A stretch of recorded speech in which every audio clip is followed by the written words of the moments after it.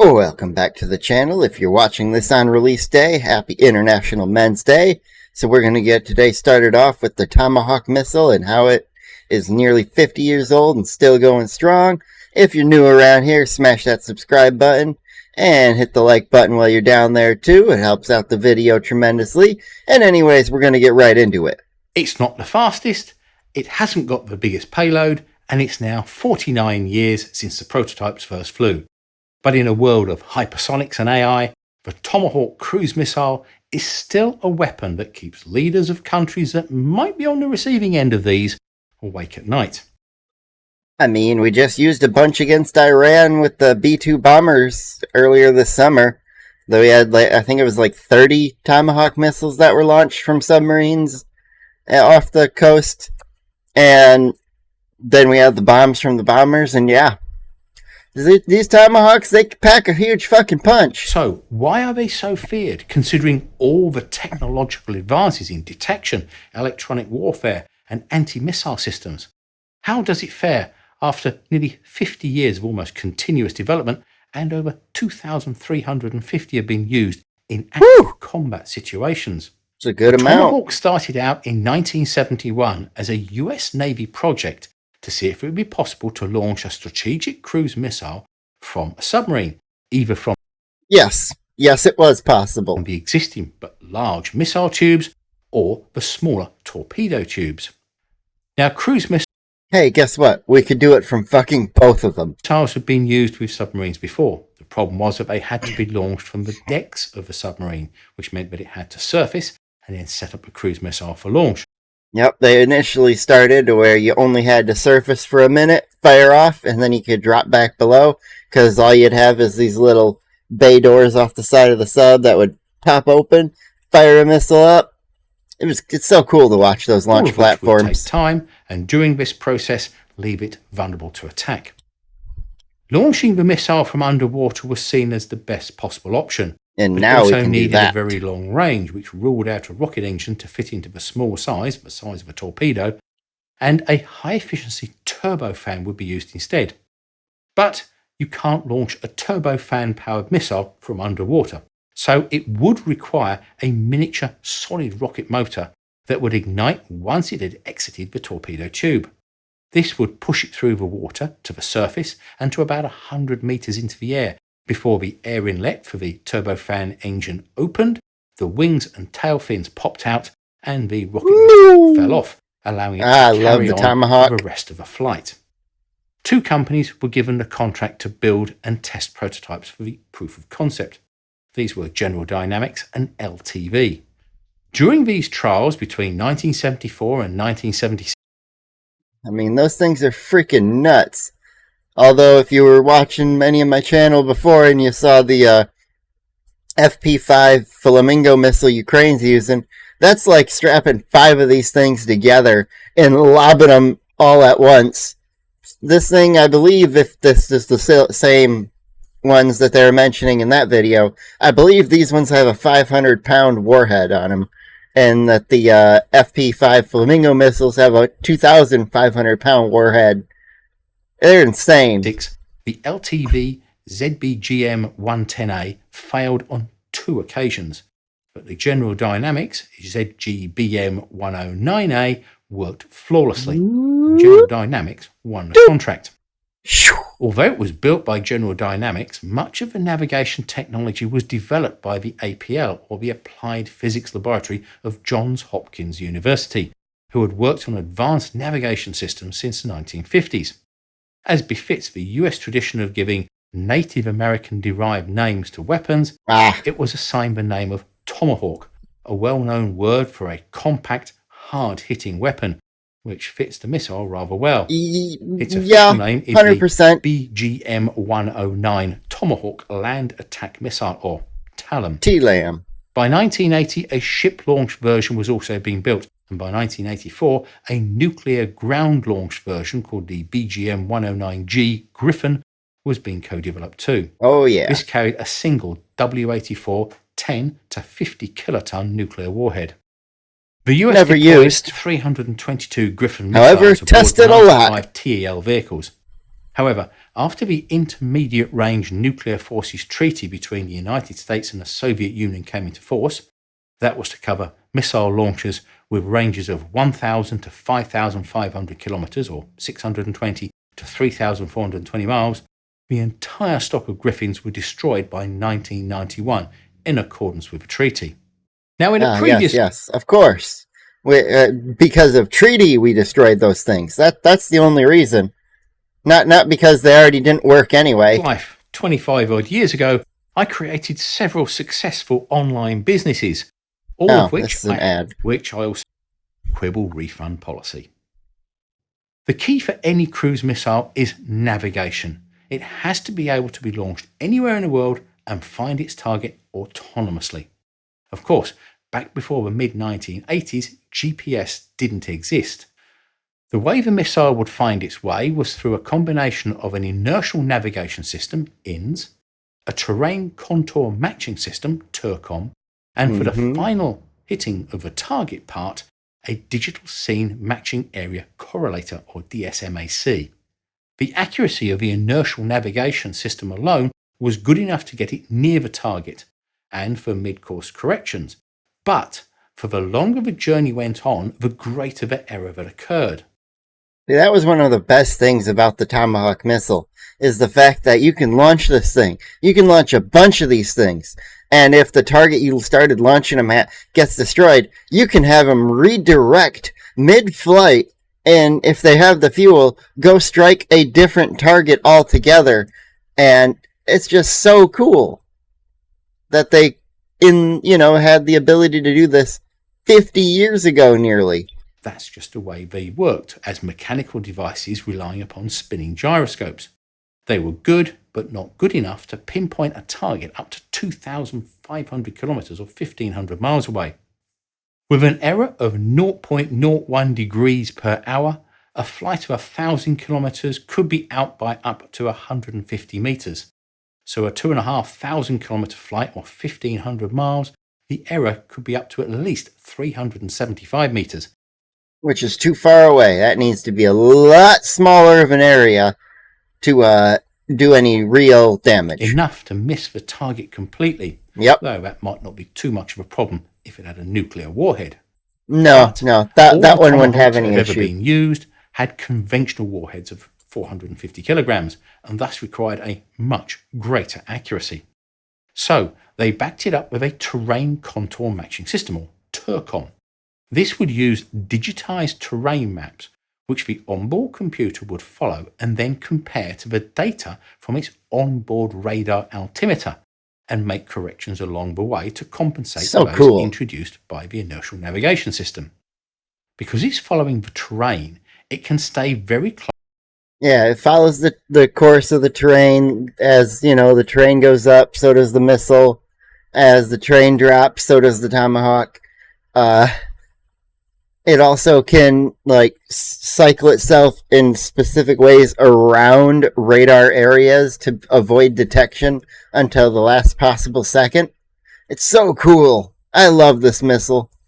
You'll love what I've got coming later today, so make sure you stick around for that too. Most of the ground to evade radar, and its slim fuselage has a very low radar cross-section, which at very low altitudes makes it very difficult to detect, even today. But why not just use TERCOM? Well, the problem was that flying across large bodies of water like lakes or the sea, there would be no useful terrain data, so it could get lost. Yep. So the INS would still be needed to point it in the right direction, and TERCOM would check the fine course details to make sure that it got to the target correctly. However, what happens if you want to hit a specific building in a city or an industrial area, or a bunker in the countryside, for example? This is where the final digital scene matching, or the DSMAC, comes in. This uses photographs of the target and the area around it and a camera in the missile. The camera then scans the ground as it travels along, looking for a map. Do you think the camera makes it out? Do you think it's reusable? No, I don't think so. So that the missile would know where it was during its The missile knows where it is because it knows where it isn't. Terminal phase. But this did have a weakness though. In areas of flat, open terrain with little visual Oh no, like deserts and water? Oh man, two of our latest battlegrounds. detail, like desert areas, the accuracy could be affected. For the anti-ship version, the Tomahawk used an active radar seeker rather than the Turcom or DSMAC, which was derived from the Harpoon missile for sea-skimming pop-up terminal attacks. These first-generation Tomahawks were known as the Block 1s and entered operations in the early 1980s. The accuracy, or the circular error probable, of a Block 1 without the DSMAC was around 80 metres. But with the Block 2s with the DSMAC fitted, this dropped down to about 10 metres, making it the most accurate long-range cruise missile in the world at the time. Yeah, and I mean, we got way more accurate things nowadays, but 50 freaking years ago, this terrified every nation on the planet. Like, the US can just pop up their submarine fleet, launch a handful of these cruise missiles at us, and we can do nothing to stop them? Yeah, exactly what could happen. However, the US is a nation that wouldn't just do that unless you gave it reason. Don't give it reason. The USA loves to test their weapons. However, this meant that it relied upon don't touch the boats. Up-to-date terrain maps and images of the target. Should any of that change, then the accuracy could be compromised. This information could take several days to prepare, so if a high-value target were mobile, it could be too slow to respond. The first time Tomahawks were used in combat was in 1991 Operation Desert Storm. These were Block 2 versions but didn't yet have the GPS, but they proved to be very effective, taking out strategic target and air defense systems.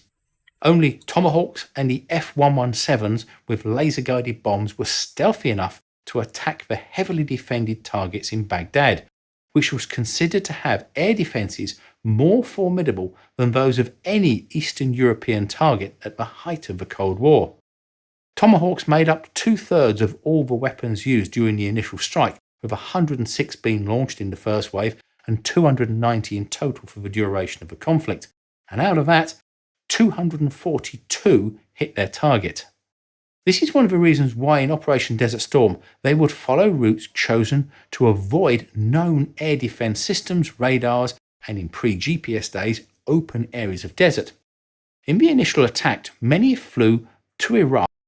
Yeah, the first time I ever saw the Tomahawk missile was playing Command & Conquer Generals with this interesting looking launcher here.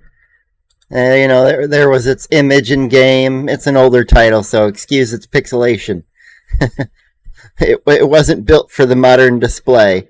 But man, like, the American Tomahawk launcher was such a cool weapon to use. Being able just to load up like a dozen of these things right outside an enemy base and just start pinpointing where you want these Tomahawks to go. And then you got to the 0 hour second version of the game, and you had other different specialist things you could do for pinpointing things along the way for your Tomahawks. Having a waypoint targeting. So cool. So cool. From Iran over the Zagros Mountains, which gave the systems a much better terrain relief to follow compared with the very straight, very flat, over the desert southern route from the Gulf. And it was a more unexpected route for the Iraqis to expect an attack to come from.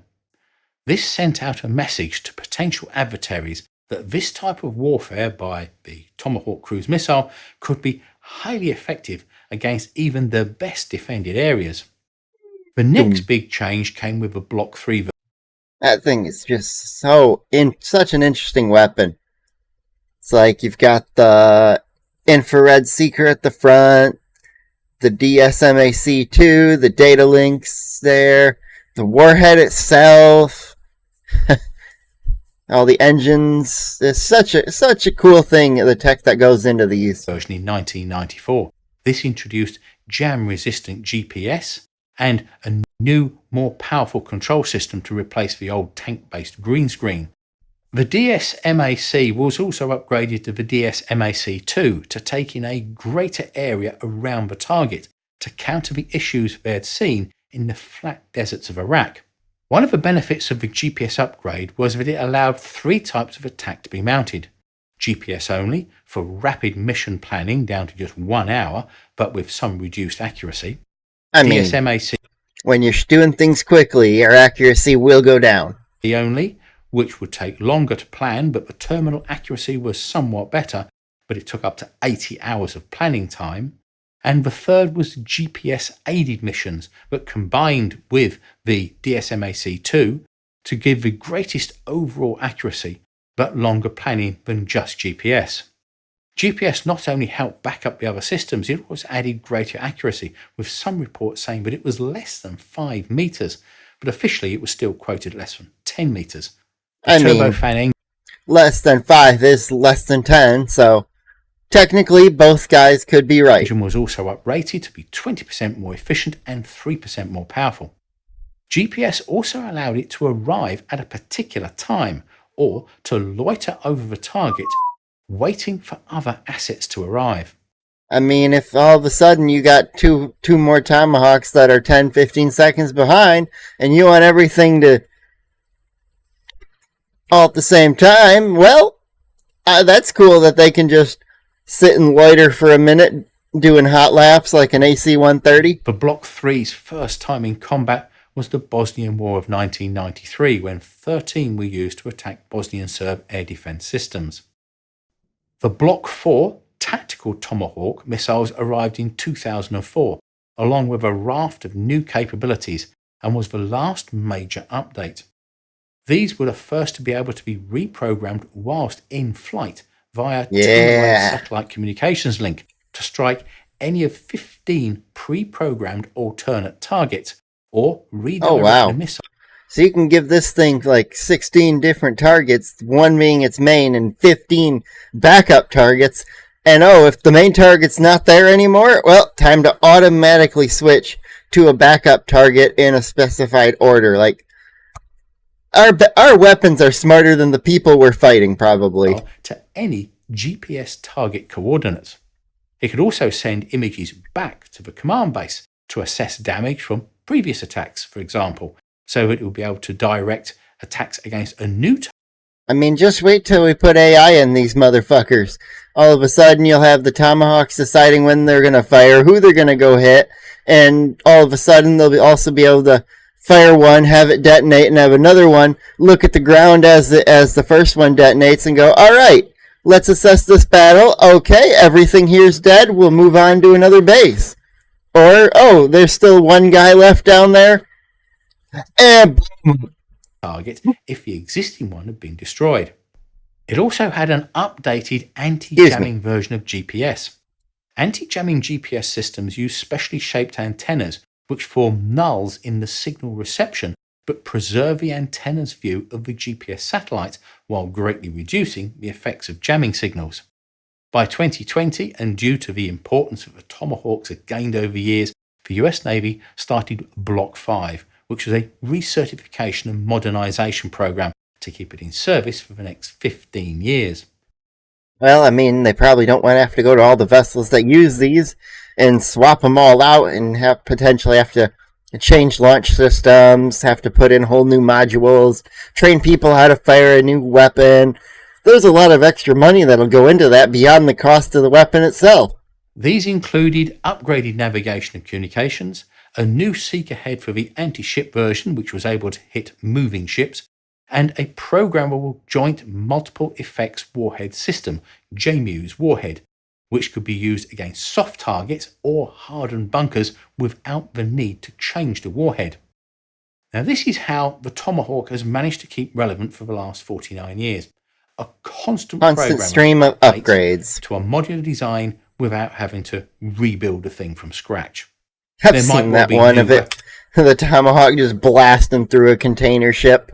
Weapons like the hypersonic missiles and highly specialized missiles out there, that the extremely wide range of targeting coverage that the Tomahawk brings will keep it in use well into the 2040s.